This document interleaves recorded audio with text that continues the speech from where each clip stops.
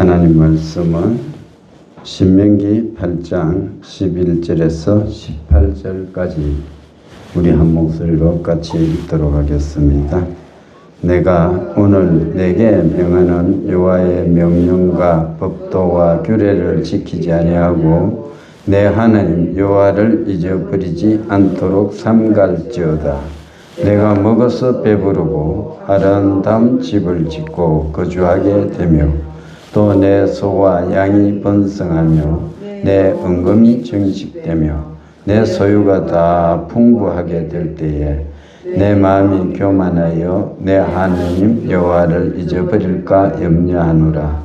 여호와는 너를 애굽 땅 종되었던 집에서 이끌어내시고 너를 인도하여 그 광대하고 위험한 광야 곧 불변과 정갈이 있고 물이 없는 간조한 땅을 지나게 하셨으며 또 너를 위하여 단단한 반석에서 물을 내셨으며 내 조상들도 알지 못하던 만나를 광야에서 내게 먹이셨나니 이는 다 너를 낮추시며 너를 시험하사 마침내 내게 복을 주려 하심이었느니라. 그러나 내가 마음에 이르기를 내 능력과 내 손의 힘으로 내가 이 재물을 얻었다 말할 것이라. 내 하나님 여호와를 기억하라. 그가 내게 재물 얻을 능력을 주셨음이라. 이같이 하심은 내 조상들에게 맹세하신 언약을 오늘과 같이 이루려 하심이니라. 아멘. 성도 여러분, 은혜는 돌에 생기고 또 원수는 물에 새긴다는 말이 있습니다.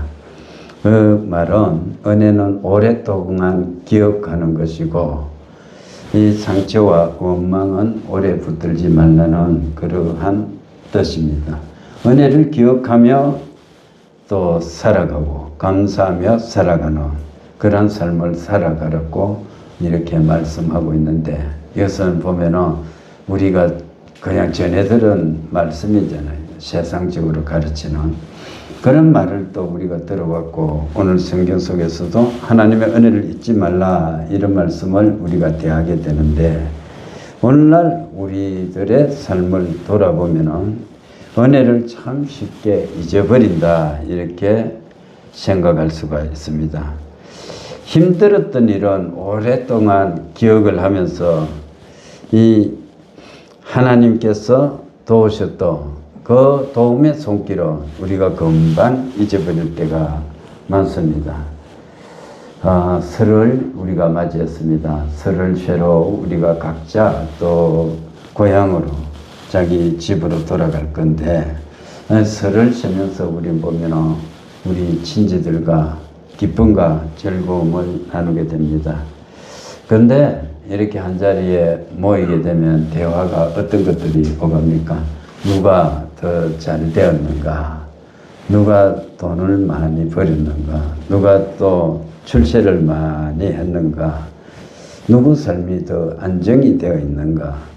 이런 것들, 누가 성공했는지 이런 것들 이야기가 대부분이에요. 그래서 심지어 우리 성도들도 보면 이야기가 그런 이야기에서 크게 벗어나지 않는 것입니다. 그런데 성도들은 오늘 말씀을 통해 가지고 우리가 하나님 앞에서 얼마나 더 성장했는가, 내 신앙은 얼마나 더 자랐는가, 나는 하나님의 은혜를 얼마나 기억하며 살았는가 이러한 질문들을 서로 하고 나누어야 될 줄 믿습니다. 오늘 말씀은 하나님의 은혜를 잊지 말라는 말씀입니다.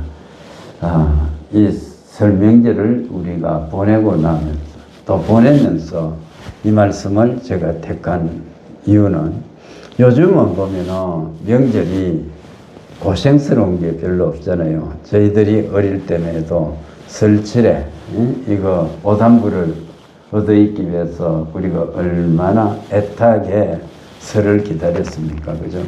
근데 지금은 배고픔도 없고 고생도 없고 전부 풍요로운 거야. 그렇지만은 그러한 가운데서 정말 이 풍요 속에서 우리가 살다 보면은 오히려 이 모든 것이 내가 이룬 것 같고 내가 열심히 노력해서 다 얻은 것 같은 거예요. 그래서 하나님을 잊어버리기가 쉽기 때문에 오늘 이 말씀을 택해서 같이 나누고자 하는 것입니다. 오늘 본문은 이 풍요 속에 있는 이스라엘 백성에게, 즉 풍요를 앞둔 이스라엘 백성들에게 하나님께서 모세를 통해서 들려주신 말씀입니다. 이스라엘 백성은 애굽에서 종살이 하다가 모세의 인도로 이제 애굽에서 나왔죠. 그래서 광야 생활을 다 마치고 이제 강을 건너면은 약속했던 가나안 땅에 들어가게 됩니다. 그래서 가나안 땅에 들어가기 전에 모압 평지라는 곳에 사람들을 모아놓는 거예요. 모아가지고 자, 모세가 마지막 설교를 하는 겁니다. 모세는 자기가 약속의 땅에 들어가지 못하는 겁니다. 그래서 이스라엘 백성들을 모아놓고, 야, 지금 요단 강물이 여기 흘러가고 있지? 이 요단을 건너기만 하면은 우리 약속한 땅, 가나안 땅에 들어가게 돼. 그런데 거기 가면은 자, 고생이 끝나고 하나님께서 풍요를 약속하셔서, 그러니까 풍요롭게 될 때 너희들이 어떻게 살아야 될 것인지 그것을 말씀해 주고 있는 거예요. 그래서 그 당부가 뭡니까? 오늘 본문의 말씀 보면 여호와를 잊지 말라는 거거든요. 그때 하나님이 주신 것이 내 하나님 여호와를 잊어버리지 않도록 삼가라, 이렇게 말하고 있습니다. 오늘 11절에 보면 내 하나님 여호와를 잊어버리지 않도록 삼갈지어다, 이렇게 말합니다. 이 삼가라는 것은 주의를 기울여서 우리가 정말 조심하는 것 아닙니까? 왜 이렇게 삼가라고 표현을 합니까? 여러분, 은혜를 잊는 일은 참 너무나 쉬워요. 고의적인 어떤 배반보다도 더 쉽게 우리는 하나님의 은혜를 잊어버리고 살아갈 때가 참 많습니다. 우리 삶을 살 때도 그렇잖아요. 저 사람에게 도움을 받았으면 내가 세상에 살아가면서 절대적으로 저 사람이 나에게 베풀어 준 그 은혜는 잊지 않고 내가 살아가리라, 이렇게 생각하는데 얼마 못 가가지고 우리는 그 은혜를 잊어버릴 때가 참 많지 않습니까? 그래서 이스라엘 백성에게 모세가 하나님께서 우리에게 주셨던 그 복을 생각해봐라. 그리고 그것을 잊지 말라, 이렇게 당부를 하고 있는 것입니다. 그렇다면 이스라엘 백성들이 하나님으로부터 받았던 복은 어떤 것입니까? 그것은 이 가나안 땅의 그 특징이 나옵니다. 오늘 보면은 7절 이하에 보면은 그 말씀이 나오는데 7절에 보면은 내 하나님 여호와께서 너를 아름다운 땅에 이르게 하시나니 그곳은 골짜기든지 산지든지 시내와 분천과 샘이 흐르고, 이렇게 말합니다. 샘이 흐른다는 거, 샘이 흐른다는 거. 여러분, 우리나라는 물이 그래도, 우리도 물 부족 국가라 이야기를 하지만 그래도 물이 그렇게 귀하지 않잖아요. 다 우리가 먹고 싶은 대로 물을 마실 수 있잖아요. 얼마나 복 받았는지 몰라요. 그런데 이스라엘 땅, 그 기후 조건에서 생수라는 것, 이것은 얼마나 귀한 건지 모르는 것입니다. 물은요, 생명을 소생시키는 거예요. 세계 문명의 발생지를 보십시오. 전부 우리가 알다시피 강을 끼고 있잖아요. 강물이 흘러가는 곳에 문명이 이렇게 발달되었던 것, 그것을 우리가 너무나 잘 알고 있습니다. 그래서 이 물이 흐르는 땅이라는 것은 축복받은 땅이다, 우리가 그렇게 말할 수 있지 않습니까? 그래서 물이 흘러가야 돼요. 인생도 마찬가지입니다. 하나님께서 우리에게 생수의 강물을 이렇게 흘려보내 주실 때 우리가 그 강물에 이렇게 뛰어들어서 그 생수의 강물을 마셔, 그리고 거기 젖어서 삶을 살아가야 되는 것입니다. 여러분, 하나님께서는 우리 영혼에도 생수를 부어주셨습니다. 그래서 메마른 영혼을 소생케 해주셨던 거예요. 에스겔 47장에 보면 여러분, 에스겔이 보는 환상이 있잖아요. 환상이 보니까 다 자기가 가만히 하늘을 쳐다보니까 하늘에 성전이 있는 거예요. 성전의 동편에서부터 물이 이렇게 새어 나오기 시작하는 겁니다. 환상 중에. 그래서 물이 새어 나오는데 그것을 조금 지나니까 그 물이 점점 많이 불어나는 거예요. 그래서 자기가 서 있는 그 발목을 적시고 조금 있으니까 무릎을 적시고 조금 있으니까 허리까지 차오르는 거야. 그리고 조금 지나니까 이게 버틸 수 없는 거야. 사람이 능히 건너지 못하는 큰 강물이 돼서 흘러 넘치는 겁니다. 그런데 놀랍게도 그 강물이 흘러가는 곳에 죽었던 생명체들이 있었는데 전부 소생하는 역사가 있었던 것입니다. 그 강물이 스쳐가는 곳마다 생명이 다 살아나는 겁니다. 이것이 여러분 하나님의 말씀의 능력입니다. 여러분 우리들도 우리 세포마다 지금 하나님의 음성이 들리는 곳에 하나님의 말씀이 임하는 곳에 성령의 물결이 도도하게 흘러가는 곳에 그 물가에 나오는 자마다 생명이 소생하는 역사가 일어나는 줄 믿으시기 바랍니다. 그런 거예요. 물이 닿는 곳마다 생명이 소생하는 겁니다. 예수의 이름, 예수의 권능을 가지고 우리의 삶을 살아가는데 그 권능이 임하는 곳마다 영혼이 살아나고 육체가 살아나고 문제가 풀어지는 역사가 있는 것입니다. 두 번째 보면은 충만함을 주셨어요. 충만한 법. 8절에 보면은 밀과 보리의 솟산지요 포도와 무화과와 석류와 감람나무와 꿀의 솟산지라 이렇게 말하고 있습니다. 여러분 밀, 보리, 포도, 무화과, 석류, 감람나무 이게 뭡니까? 먹거리가 풍성한 것 이것이 얼마나 큰 복입니까? 여러분 오늘날은 배고픔을 잊어버렸잖아요. 사람들이 배고프다는 것 정의를 몰라. 왜냐하면 어릴 때부터 배가 고픈지 본 적이 없어. 그래서 배가 고프면 어떻게 되는 건지를 모르는 거야. 대부분의 사람들이. 그런데 우리가 어릴 적에 삶을 살 때는 어땠습니까? 이 배고픔의 고통을 엄청 많이 느꼈잖아요. 그래서 밥 한 번 제대로 먹어보면 소원이 없겠다 이렇게 생각하며 우리가 살았던 것 아닙니까? 그래서 우리 어머니나 아버지 세대 분들이 우리에게 들려주셨던 말씀이 뭡니까? 내가 정말 배부른 것 이것 한번 밥 실컷 먹어보는 게 소원이다 그랬고 뭐니 해도 인생에 있어서 배고픔의 서름이라는 것은 너무 큰 거다. 비교할 수 없다. 이렇게 말씀하시는 것을 종종 들었습니다. 여러분 그런데 이 하나님을 믿는 이스라엘 백성에게 하나님께서 이러한 풍성한 은혜를 주셔가지고 양식들을 주셔서 풍성케 해주셨다는 겁니다. 풍요롭게 해주셨다는 것입니다. 그래서 하나님의 백성들은 넉넉하다는 거예요. 내가 부족한 것이 아니고 하나님이 채워주셔서 넉넉함을 가지고 삶을 살아가는 것입니다.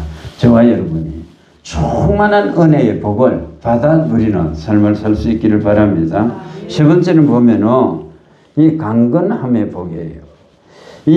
그 땅은 어떤 땅이냐?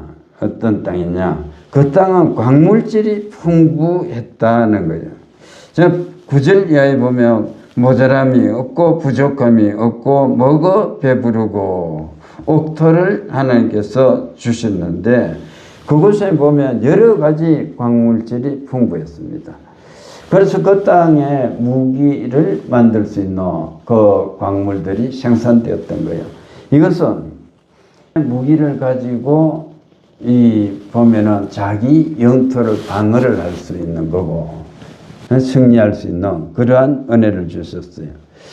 우리에게도 하나님께서는 영적인 무기들을 주셨습니다. 그리스도인들에게 말씀하신 건 뭡니까? 에베소서를 통해 가지고 우리에게 하나님께서 말씀하신 거 보면은 물론 바울이 기도했지만 그 힘의 능력으로 강건하여 지고 이렇게 우리는 우리 힘으로 강건히 되는 것이 아니고 하나님의 능력으로 그 힘에는 그리스도 예수의 힘의 능력으로 강건해진 사람입니다.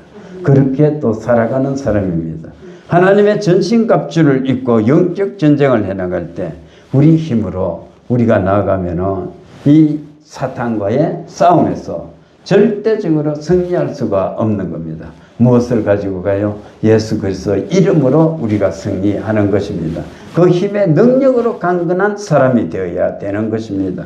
그래서 이 이스라엘이 이 받았던 복락은 이런 것이에요. 생수의 복, 두 번째는 충만한 것, 세 번째는 이 강건함의 복들을 받아 누렸습니다. 그런데 중요한 것은 이 복 자체가 아니고 이 복을 주신 하나님을 기억해야 되는 것입니다. 본질을 놓쳐서는 안 돼요. 우리가 복을 받아 누렸다면 이 복을 누가 주셨는지 그것을 생각하며 살아야 되는 것입니다. 그런데 하나님께서 이 복을 내려주셨는데 이 광야에 이스라엘 백성들을 이렇게 광야를 거치게 하셨던 그 까닭이 무엇인지 우리가 생각해 봐야 되는 것입니다. 이스라엘 백성들은 애굽에서 인도함을 받아서 나왔는데 이 광야에 왔습니다. 그리고 광야에 왔는데 오늘 본문에 어떻게 말씀하고 있습니까? 15절을 우리 같이 읽어보겠습니다. 너를 인도하여 그 광대하고 위험한 광야 곧 불뱀과 정갈이 있고 물이 없는 간조한 땅을 지나게 하셨으며 또 너를 위하여 단단한 반석에서 물을 내셨으며 이렇게 말씀하고 있는 것입니다. 그래서 이 땅을 지나갈 때 광대하고 위험한 광야를 통과했던 것입니다. 거기서 만난 것이 불뱀도 만났고 정갈도 만났고 물이 없어서 사흘 길을 헤매기도 했고 모세를 통해서 또 반석에서 물이 나게끔도 해주셨습니다. 또 농사하지 못했던 이들에게 하나님께서는 하늘 양식 즉 만나를 내려주셔서 먹고 살아가게끔 해주셨습니다. 그런데 이렇게 주셨던 목적이 뭐냐? 16절에 보면은 내 조상들도 알지 못하던 만나를 광야에서 내게 먹이셨나니 이는 다 너를 낮추시며 너를 시험하사 마침내 내게 복을 주려 하심이었느니라 이렇게 말씀하고 있습니다. 이 말씀은 오늘 8장 3절의 말씀의 반복입니다. 8장 3절에 보면 너를 낮추시며 너를 줄이게 하시며 또 너도 알지 못하며 내 조상들도 알지 못하던 만나를 내게 주신 까닭은 사람이 떡으로만 사는 것이 아니요 여호와의 입에서 나오는 모든 말씀으로 사는 줄을 내가 알게 하려 하심이니라 이렇게 말씀하고 있습니다. 여러분 그래요. 하나님께서 이 광야를 통과하게 해주셨던 것은 우리 힘으로 살 수 없고 하나님의 능력으로 성도가 살아가는 그러한 것이라는 것을 깨닫게 하기 위함이었습니다.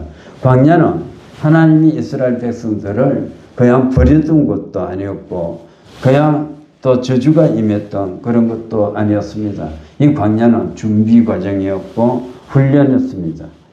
그런데 가나안 땅에 들어가면은 이 광야의 그 고생은 있었지만은 순간순간에 하나님께서 내려주셨던 은혜들을 잊어버릴 위험이 있었던 것입니다.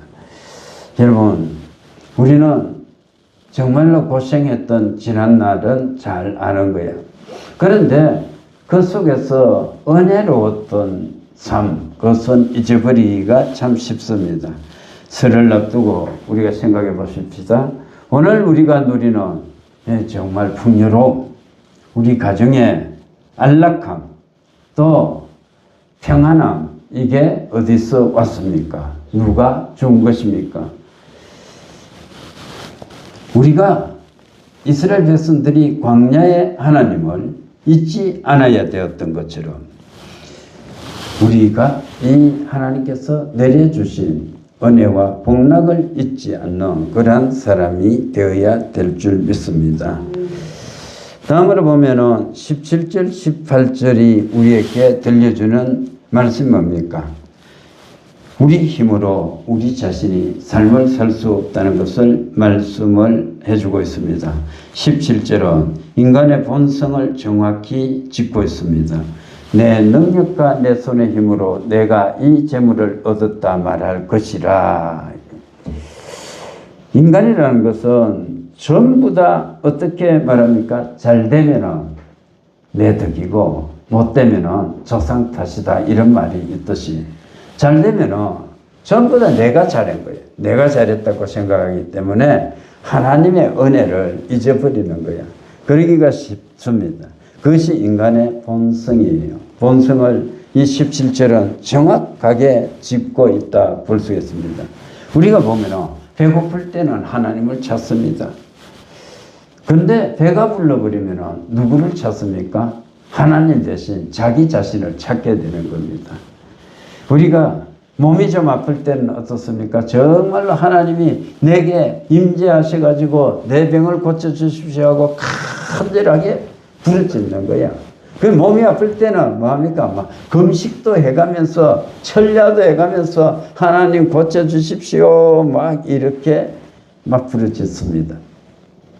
매일 교회당에 나와서 울고 불고 부르짖는 겁니다. 그런데 그런 사람이 몸이 회복된 거야.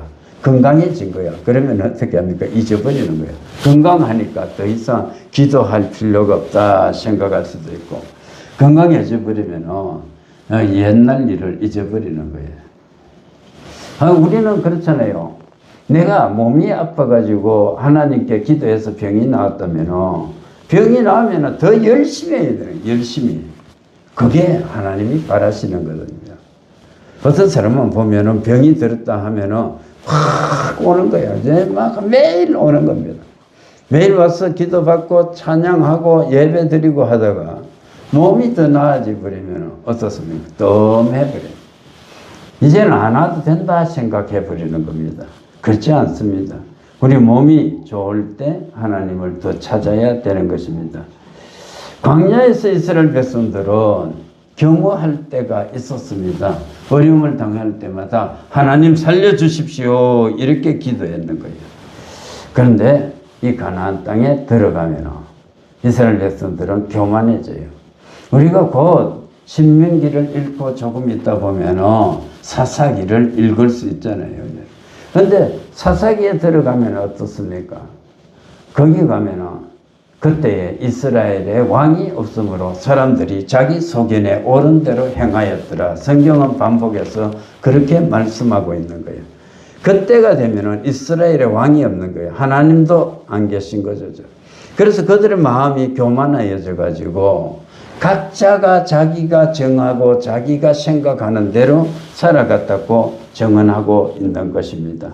여러분, 우리는 어떠한 때도 그러한 이스라엘 백성들처럼 타락한 모습으로 살아서는 안 되는 것입니다. 18절을 보십시오. 18절은 분명하게 말씀하고 있습니다. 내 하나님 여호와를 기억하라. 그가 내게 재물 얻을 능력을 주셨음이라. 이렇게 말씀하고 있습니다. 여러분, 하나님께서 능력을 주셨어요. 기회도 하나님이 주셨어요. 형통함도 하나님이 주셨습니다. 건강도 하나님이 붙들어 주셔야 되는 것입니다. 우리는 내 노력으로 살아가는 것 같고 자수성가한 것 같지만 그 배후에는 하나님의 도움의 손길이 있음을 너무나 잘 알 수가 있는 것입니다. 요즘 제가 사도행전을 계시를 해나가지만 그 사도행전의 말씀 속에서 바울이 감옥을 가고 천부장에게서 또 재판을 받고 천부장이 총독에게로 넘기고 총독이 또 가이사에게로 넘기고 그런 과정 속에서 우리 인간적으로 보면 실패한 것 같고 어려운 것 같지만 보이지 않지만 하나님께서는 이 바울을 로마로 보내고 있는 과정을 우리가 살펴보고 있는 것입니다. 우리도 그런 거예요. 우리는 내 스스로 사는 존재가 아니고 하나님의 보이지 않는 손길이 도우심으로 살아가는 사람들임을 고백해야 될 줄 믿습니다. 그래서 설을 지내고 났을 때 우리의 고백이 달라져야 돼. 이 모든 것이 하나님의 은혜입니다. 하나님 기도했을 때 응답해 주시니 감사합니다. 주님이 하셨습니다. 이렇게 고백해야 됩니다. 이 고백이 설 명절 내내 우리의 중심이 될 수 있기를 바랍니다. 창세기 40장에 보면은 요셉이 이 종으로 팔려갔잖아요. 애굽에. 종으로 팔려가가지고 보디발의 집에 갔는 거야. 보디발의 집은 그 왕의 신임을 받는 그러한 시위대장이었거든요. 그 집에 감옥소가 있는 거야. 나라에 중범죄를 저지른 자들이 거기 들어오는 겁니다. 요셉도 누명을 써서 그 집에 종이 되어가지고 있다가 우리가 알다시피 감옥에 가게 됐습니다. 그 감옥 속에서 사람을 만나는데 두 사람을 만나는 겁니다. 한 사람은 떡 굽는 관원장이었고 두 번째 사람은 술 맡은 관원장이었습니다. 그런데 어느 날 그들이 꿈을 꾸었어요. 꿈을 꾸었는데 꿈을 꾸고 나서 그들이 근심함으로 인해서 요셉이 그 사람들에게 꿈을 해몽해 주는 거예요. 자, 3일 후면은 당신은 죽을 거야. 근데 3일 후면 당신은 관직을 회복할 거야. 이렇게 말했습니다. 떡 굽는 관원장은 죽을 것이고 술 맡은 관원장은 어떻게 해요? 살아난다는 거야. 그때 당부를 하는 거야. 당신이 관직이 회복되거든 나를 기억해 주십시오. 나는 여기서 옥살이 하는 것 그렇게 범죄를 해가지고 옥살이 할 만한 그러한 죄를 저지른 적이 없었습니다. 이렇게 말하는 겁니다. 그렇게 이야기하니까 술 맡은 관원장이 걱정 말아라. 네 말대로 내가 풀려나기만 하면 내가 반드시 우리 바로에게 이야기해가지고 너를 석방시켜 줄게 이렇게 굳게 다짐하는 거예요. 여러분 술 맡은 관원장은요 왕의 최측근이거든. 그렇지 않습니까? 음식을 대접하는 그 역할을 맡은 사람은 측근이 아니면 절대적으로 신임받지 않으면 왕 곁에서 음식을 대접할 수 없잖아요. 그래 이 술 맡은 관원장은 요셉의 예언대로 어떻게 되느냐 하면 관직이 회복되는데 성경은 어떻게 기록합니까? 그러나 술 맡은 관원장이 어떻게 해요? 요셉을 잊었더라, 기억하지 못했더라 이렇게 기록하고 있는 것입니다. 참 슬픈 이야기죠. 은혜를 받았으면 이게 딱 기억을 해야 되는데 창세기 40장 23절에 술 맡은 관원장이 요셉을 기억하지 못하고 그를 잊었더라. 여러분 잊어버린다는 것. 정말로 은혜를 잊어버리고 도움 준 사람을 잊어버리고 나에게 복을 내려주시는 하나님을 잊어버리는 이 잊어버림은 정말로 슬픈 이야기다 이렇게 볼 수 있습니다. 오늘도 하나님은 성도들에게 복을 내려주십니다. 하나님의 목적은 우리들에게 복을 내려주시는 거예요. 광야도 복을 위한 과정이었고 시험 당하는 것도 복을 위한 준비 과정이었습니다. 오늘 성도들에게 하나님께서는 복을 내려주시기를 원하는데 이 복은 단순한 물질적인 복을 넘어가지고 하나님을 더 가까이 할 수 있는 그러한 복인 것입니다. 물질 또 우리의 형편 그러한 것에 상관없이 하나님께 붙어 있는 복, 형편이 나아져도 겸손을 잃지 않고 하나님께 구하고 무릎 꿇러 그러한 복을 우리가 받아 누려야 되는 것입니다. 이제 말씀을 맺습니다. 여러분, 이스라엘 백성은 이 광야를 떠나 가나안으로 들어가게 됩니다. 그래서 거기서 생활하게 됩니다. 모세는 그 이스라엘 백성들에게 거기 가거든 정말로 잊지 말아라. 나를 기억해라. 하나님을 기억해라. 내가 지금 설교하는 이 모습을 떠올려봐라. 막 이렇게 당부를 하고 있습니다. 마찬가지로 지금 상황하고 우리가 조금 다르지만 우리도 이 예배를 마치면 어디로 갑니까? 설시로 가는 거예요. 설시로 저보다 가는데 거기 갔을 때 우리는 잊지 말아야 됩니다. 지금 결단합시다. 하나님의 은혜를 우리가 기억하자. 이렇게 결단하시기 바랍니다. 은혜를 기억할 것인가? 내 힘으로 살아온 과거를 자랑할 것인가? 하나님께 영광과 또 모든 찬송과 존귀를 돌려드릴 것인가? 아니면 내가 영광을 가로채게 할 것인가? 이런 기로에 서 있는 것이 이 명절입니다. 우리의 신앙이 이 명절을 통해서 시험을 받는 자리일 수도 있습니다. 우리가 음식상 앞에 나갈 때 오늘 이 말씀을 기억하십시오.